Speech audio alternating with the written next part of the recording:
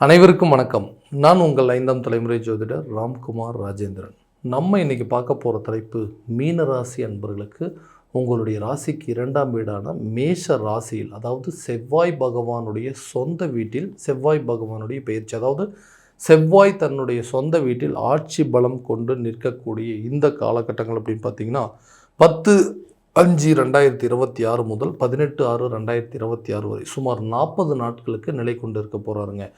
இந்த செவ்வாய் பகவானுடைய பெயர்ச்சி, செவ்வாய் ஒருவருக்கு தைரியத்தையும் துணிச்சலையும் தன்னம்பிக்கையும் வீரத்தையும் தரக்கூடியவர். நீதித்துறை, காவல்துறை, இராணுவத்துறை மற்றும் மருத்துவம் துறை சார்ந்த அனுகூலங்களை தரக்கூடியவர் இந்த செவ்வாய் பகவான் தான். நிலம் கட்டிடம் சம்பந்தப்பட்ட யோகங்களை தரக்கூடியவர் இந்த செவ்வாய் பகவான் தான்.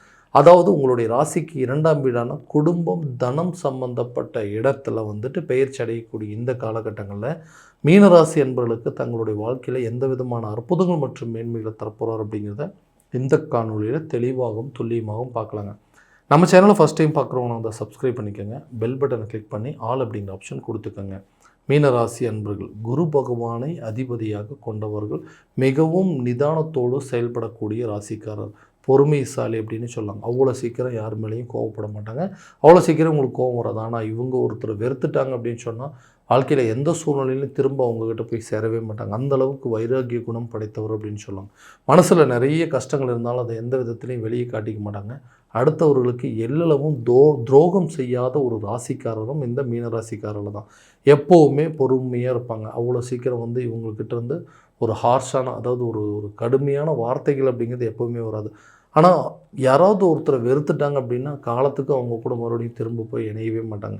எல்லாத்தையுமே பார்த்து பார்த்து செய்யக்கூடிய நபர்கள். தனக்கு மட்டும் ஏன் இந்த மாதிரி நடந்தது, ஏன்னா ஒரு விதத்தில் இந்த ஜென்ம சனியோட தாக்கத்தினால தான் இந்த மாதிரி நடந்துகிட்ருக்குதா, நம்ம செய்யக்கூடிய விஷயங்கள், நம்ம கையில் பணம் இருப்பு இருக்கவே மாட்டேங்குது, எவ்வளோ பணம் கைக்கு வந்தாலும் அது நிலைக்கவே மாட்டேங்குதுங்க, பணம் சம்மந்தப்பட்ட ஒரு சில விஷயங்கள் எந்த முயற்சிகள் எடுத்தாலும் அது நமக்கு நிலையாகவே இருக்க மாட்டேங்குதுன்னு சொல்லி எடுத்த முயற்சிகள் எல்லாமே தடை கொடுத்துட்டே இருக்கக்கூடிய காலகட்டங்களில் எப்போ தான் நம்மளுடைய நிலை மாறும் அப்படின்னு நினைக்கக்கூடிய இந்த தருணத்தில் இந்த செவ்வாய் பகவானுடைய பயிற்சி நிச்சயமாக உங்களுடைய வேலையில் மிகப்பெரிய மாற்றத்தை கொடுக்க போகுது. இந்த வேலையே எனக்கு சரியான விதத்தில் கிடைக்கலைங்க, எவ்வளோ கஷ்டப்பட்டு வேலை பார்த்தாலும் அந்த வேலையில் ஒரு முன்னேற்றம் அப்படிங்கிறது இல்லை, ஒரு வெளிநாடு சம்மந்தப்பட்ட வேலைக்கு முயற்சி பண்ணிகிட்டு இருக்கேன், அதுவும் எனக்கு ப்ராப்பராக நடக்கவே மாட்டேங்குதுன்னு சொல்லி பல குழப்பங்கள் இருக்கிறவங்களுக்கு கண்டிப்பாக புதிய வேலை வாய்ப்பு அப்படிங்கிறது உங்களை தேடி வருங்க. வேலையில் ஒரு பதவி உயர்வோ அல்லது சம்பள உயர்வு அப்படிங்கிறது உருவாகும். இதனால் தனம் சம்மந்தப்பட்ட இடத்துல அந்த செவ்வாய் நிலை கொண்டு இருக்கிறதுனால நமக்கு ப்ரமோஷன் அப்படிங்கிறது கண்டிப்பாக கிடைக்கும். சேலரி இன்க்ரிமெண்ட்டு அப்படிங்கிறது 100% கிடைப்பதற்கான வாய்ப்புகள் இருக்குது. ஸோ வெளியூர் மற்றும் வெளிநாடு சம்மந்தப்பட்ட முயற்சிகள், ஸோ ஃபாரினில் போய் கொஞ்சம் வருஷம் வேலை பார்த்துட்டு இருந்தால் எல்லா பிரச்சனையும் சால்வ் பண்ணிடலாம்னு நினச்சிங்கன்னா கூட இந்த தருணத்தில் உங்களுக்கு அந்த வேலை வாய்ப்பு அப்படிங்கிறது கண்டிப்பாக கிடைக்குங்க. ஸோ புதிய தொழிலை தொடங்குவதற்கான சில யோகங்கள் அப்படிங்கிறதும், தொழிலில் இருந்த போட்டியாளர்கள் உங்களை விட்டு விலகுவாங்க, புதிய பிஸ்னஸ் ஸ்டார்ட் பண்ணி அதில் நல்ல ப்ராஃபிட்டு கொண்டு போக முடியும். இது வரைக்கும் எந்த இடத்துல தவறு செஞ்சுருக்கோம், எந்த இடத்துல நம்ம பிஸ்னஸில் இவ்வளோ லாஸ் ஆகிருக்கு அப்படிங்கிறது முழுமையாக தெரிஞ்சுக்கிட்டு அதை சரி பண்ணுறதுக்கு உண்டான முயற்சிகள் எடுப்பீங்க. இதனால் உங்களுடைய லாபம் பன்மடங்கு பெருகுங்க. இது வரைக்கும் இருந்து வந்த நஷ்டங்கள் அப்படிங்கிறது உங்களை விட்டு விலகும்.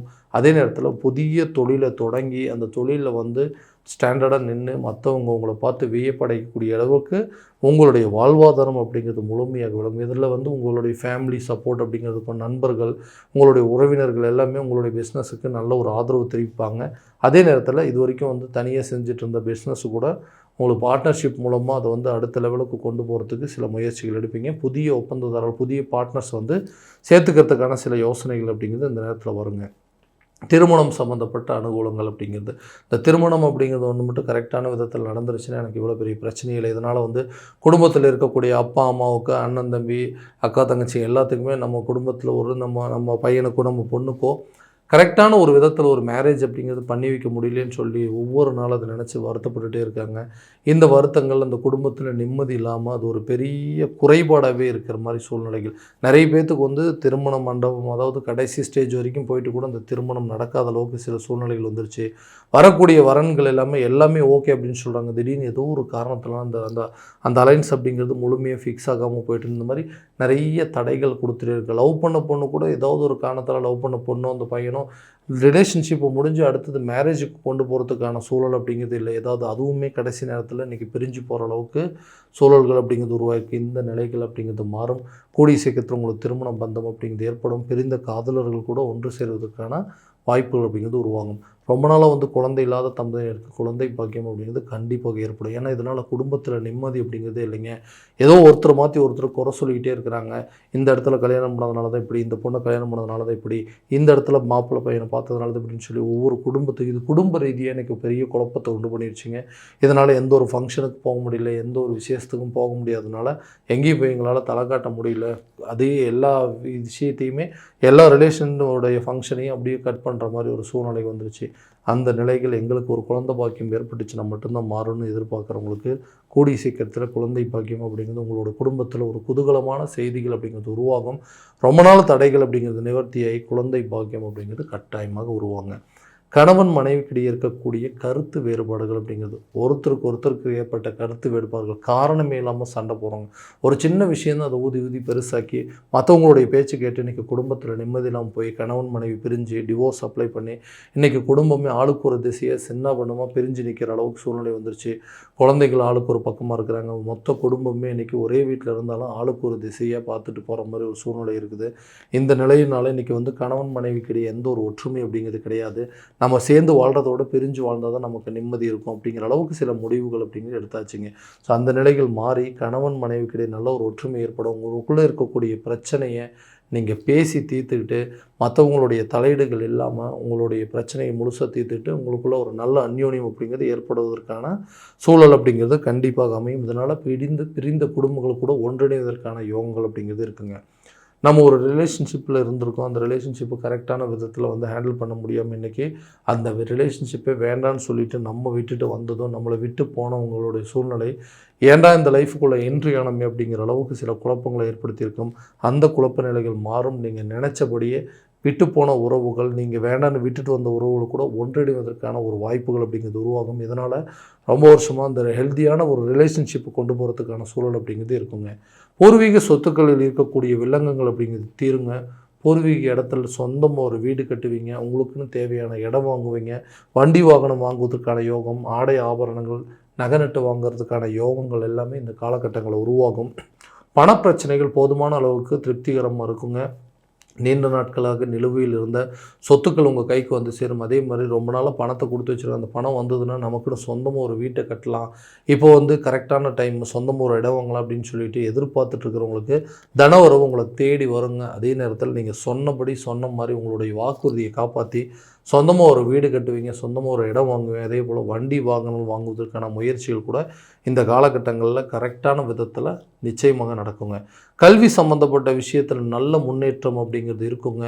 வெளியூர் மற்றும் வெளிநாடு சென்று படிப்பதற்கான யோகம், படிப்பில் இதுவரைக்கும் இருந்து வந்த அதாவது மந்த நிலைகள், ஞாபக மறதிகள் அப்படிங்கிறது முழுமையாக குறைஞ்சி கல்வியில் நல்ல ஒரு இம்ப்ரூவ்மெண்ட் இருக்கும். படித்த துறைகளையே முடித்தவங்களுக்கு அதே துறையில் வேலை கிடைக்குங்க. உங்களுக்கு பிடிச்ச துறையை தேர்வு செய்வதற்கான யோகங்கள் அப்படிங்கிறது இருக்குங்க.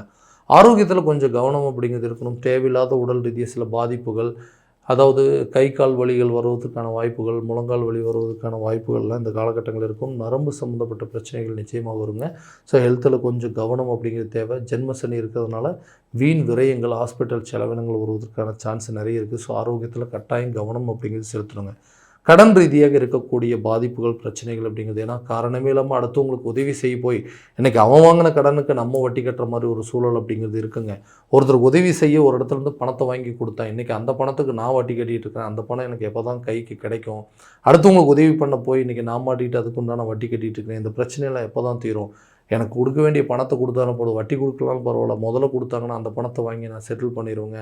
ஏதாவது எனக்கு வர வேண்டிய சொத்துக்கள் கைக்கு கிடைச்சதுன்னா கூட போதும், அதை விற்று அந்த கடனை அடைச்சிடும். அடுத்தவங்களுக்கு உதவி செய்ய போய் இன்றைக்கி இவ்வளோ பெரிய பிரச்சனையில் மாட்டிக்கிட்டேன். இந்த பிரச்சனையிலேருந்து வெளியே வருவதற்கான சில வாய்ப்புகள் உருவாகுங்க. பழைய பாக்கிகள் வசூலாகும். திடீர்னு ரொம்ப நாளாக நீண்ட நாட்களில் நீங்கள் வெயிட் பண்ணிகிட்டு இருந்த ஒரு பேமெண்ட்டு கூட உங்கள் கைக்கு திடீர்னு கிடைப்பதற்கான வாய்ப்புகள் அப்படிங்கிறது இருக்கும். ஸோ பழைய பாக்கிகளை கண்டிப்பாக நீங்கள் அடைப்பீங்க. கடன் இல்லாத வாழ்க்கையை வாழ்வதற்கான முயற்சிகள் கண்டிப்பாக அந்த நேரத்தில் நல்ல ஒரு பலன் அப்படிங்கிறது கொடுக்குங்க. ஸோ இது வரைக்கும் நம்ம பார்த்தது கோச்சார பலன்கள் தான். இந்த பலன்கள் உங்களுக்கு நடக்குமானா உங்கள் ஜாதகத்தை இதனோட ஒப்பிட்டு பார்த்து அதுக்குண்டானபடி முயற்சி எடுத்திங்கன்னா கண்டிப்பாக ஒரு நல்ல பலன் அப்படிங்கிறது கொடுக்குங்க. ஸோ அதே நேரத்தில் உங்கள் ஜாதகத்தை எங்கிட்ட பார்க்கணும் விருப்பப்பட்டீங்கன்னா கீழே தெரிய நம்பருக்கு காண்டாக்ட் பண்ணி அப்பாயின்மெண்ட் ஃபிக்ஸ் பண்ணிக்கோங்க. அப்படி இல்லையா ஜாதகத்தை வாட்ஸ்அப்பில் அனுப்பிச்சி வச்சிங்க அப்படின்னா தெளிவான முறையில் கழிச்சு துல்லியமான பலன்கள் அப்படிங்கிறது உங்களுக்கு தெரியப்படுத்தப்படுங்க. மீண்டும் அடுத்த காணொலியில் உங்களை சந்திக்கும் வரை உங்களிடமிருந்து விடைபெறுவது உங்கள் ராம்குமார் ராஜேந்திரன். நன்றி.